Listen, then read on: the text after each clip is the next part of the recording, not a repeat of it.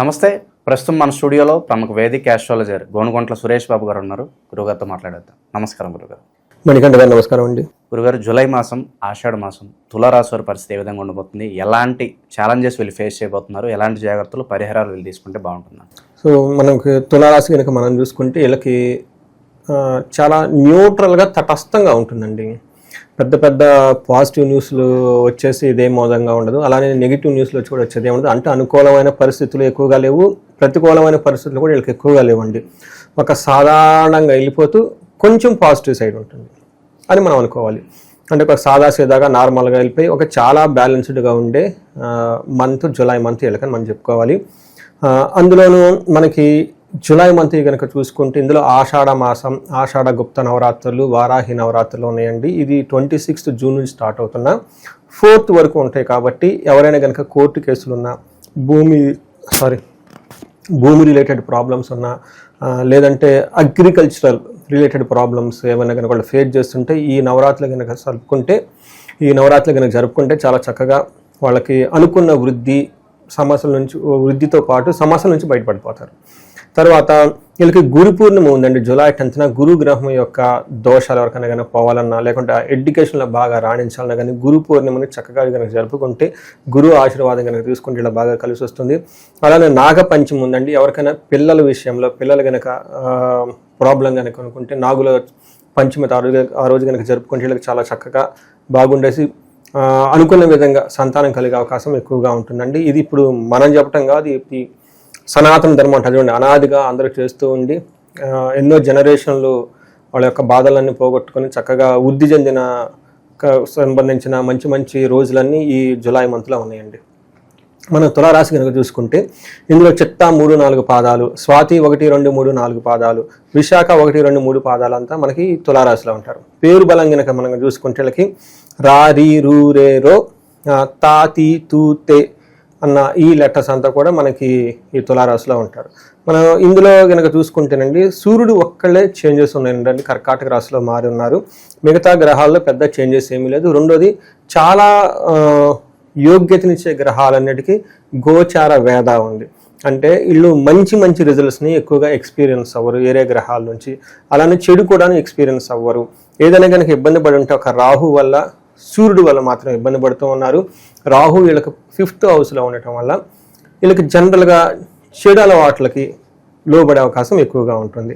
అంటే దుబారా ఖర్చులు, అనవసరంగా గ్యాంబ్లింగ్ చేయటము, వాళ్ళంటే ఈజీ మనీ సంపాదించాలనే భావన అలా కాదు, జస్ట్ అలా క్యాజువల్గా వెళ్ళిపోతారు.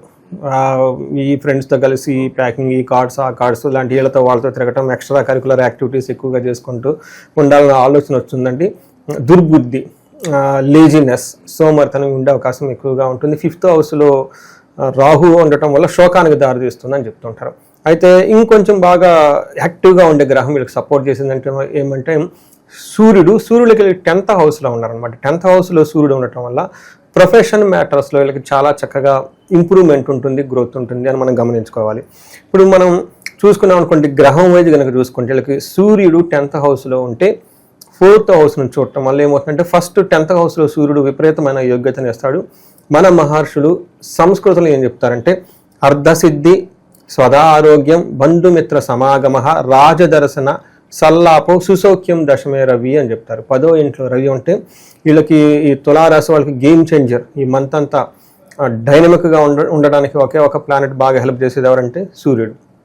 వీళ్ళకి ఏమవుతుందంట, అర్ధసిద్ధి, అనుకున్న విధంగా డబ్బులు వీళ్ళకి వస్తాయి. సదా ఆరోగ్యం చాలా బాగుంటుంది. బంధువులతోటి మిత్రులతోటి చక్కగా కలిసేసి రాజదర్శన సల్లాపో, వీళ్ళ పై అఫీషియల్స్ని కలిసి వీళ్ళతో చక్కగా మాట్లాడి వీళ్ళకి కావాల్సిన ఆ విషయాలన్నిటి వాళ్ళతో డిస్కస్ చేసి వీళ్ళకి కావాల్సినవి సాధించుకుంటారు. గవర్నమెంట్ అఫీషియల్తో కానివ్వండి, బిజినెస్ పీపుల్తో కానివ్వండి, చాలా స్ట్రైట్ ఫార్వర్డ్ టాక్ ఉంటుంది. చక్కగా అన్ని సాధించుకుంటారు. తర్వాత సుసౌఖ్యం, చాలా ప్రొఫెషన్ మ్యాటర్స్లో చాలా సౌఖ్యంగా ఉంటారు అనేది ఇది మనకు ఒక సంస్కృతంలో చెప్పబోయింది.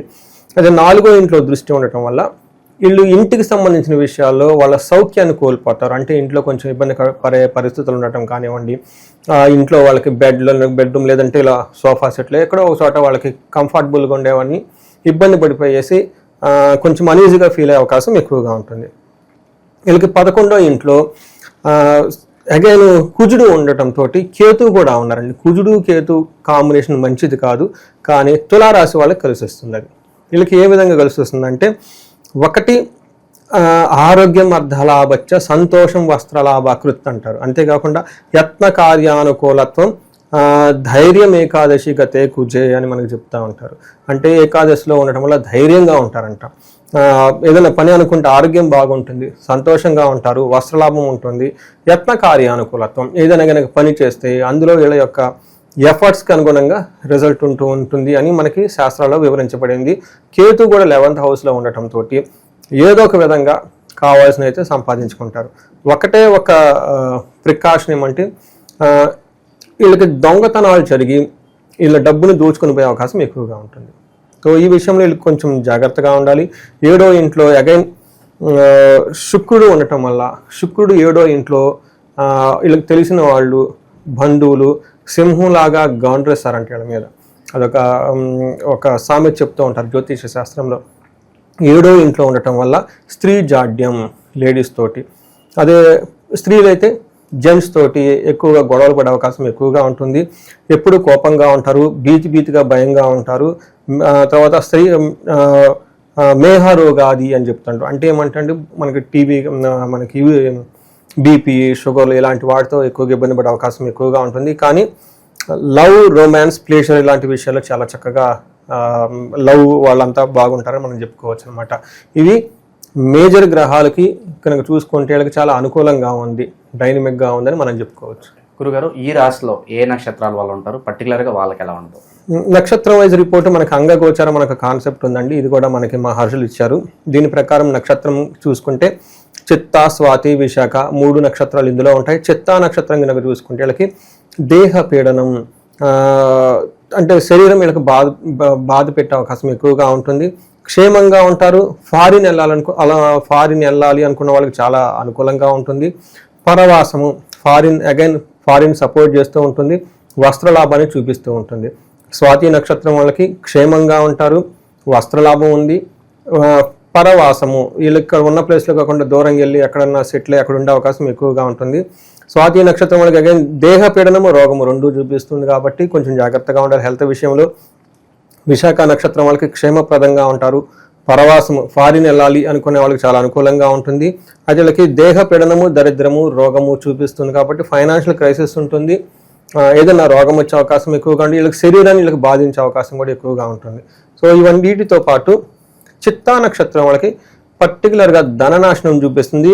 జూలై 23 తర్వాత 30th, ఇది డేట్ నోట్ చేసుకోండి. ధననాశనం చూపిస్తూ ఉంటుంది. సో ఈ ప్రకారంగా చూసుకుంటే డైనమిక్గా ఉండి అక్కడక్కడ ధనం విషయంలో కొంచెం జాగ్రత్తగా ఉంటే మిగతా విషయాలు అంతా బాగుందని మనం తెలుసుకోవచ్చు.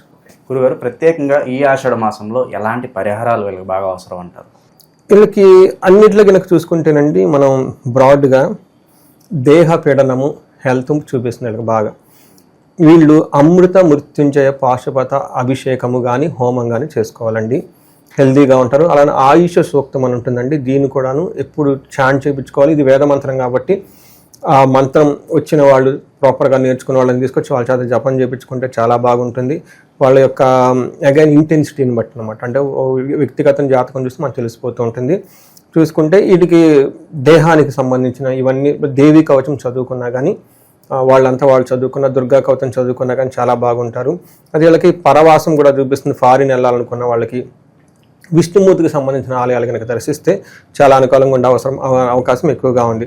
వీళ్ళకి చాలామంది ప్రొఫెషన్లో చాలా ఇబ్బంది పడుతూ ఉన్నారు కాబట్టి అండి, మన్యు పాశుపత అభిషేకం చేసుకున్నా, జయ పాశుపత అభిషేకం చేసుకున్నా కానీ వీటితో పాటు వీళ్ళు ఆదిత్య హృదయ స్తోత్రము లేదంటే సూర్య అష్టకం అని ఉంటుందండి. ఇవి రెగ్యులర్గా చదువుతూ ఉంటే ఈ ప్రొఫెషన్ మ్యాటర్స్లో చాలా స్ట్రాంగ్గా ఉండి ముందుకెళ్ళే అవకాశం ఎక్కువ ఉంటుంది. ఓవరాల్గా ఈ జూలై మాసంలో తులారాశి వారికి ఏ విధంగా ఉండబోతుందో మీ మాటలు అద్భుతంగా వివరించారు. ధన్యవాదాలు. ధన్యవాదాలు.